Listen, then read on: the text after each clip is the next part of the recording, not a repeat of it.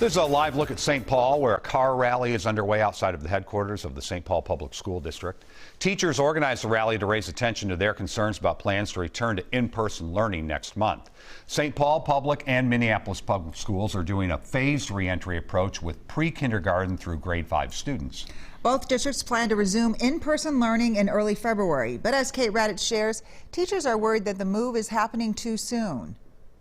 Our school has a spreadsheet of questions that teachers are constantly asking, and I feel like so many of the answers are we don't know yet. St. Paul teacher Chanel is nervous about returning to the classroom. She says a health condition would force her to choose between her job and her safety. I'm probably going to lose my job when we go back in person. St. Paul Public Schools plan to start pre-K through second graders in person on February 1st, with grades 3 through 5 coming back on February 16th. The St. Paul Federation of Teachers says it's too soon, as teachers do not yet have readily available access to the vaccine. The vaccine numbers need to go down, and then there just needs to be a clearly articulated plan. Minneapolis educators also voiced their concerns about returning to the classroom in a meeting Tuesday morning. As a person of color, as someone with underlying conditions, for me, this is life or it's death.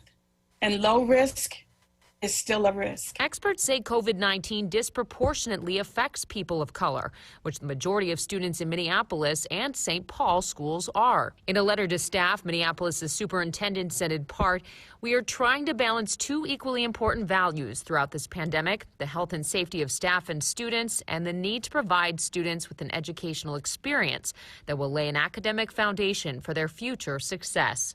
Kate Raddatz, WCCO 4 News. Minneapolis Public School Superintendent Ed Graff will recommend the phase-in back to the classroom begin on February 8th, and that plan will go before the Board of Education tonight.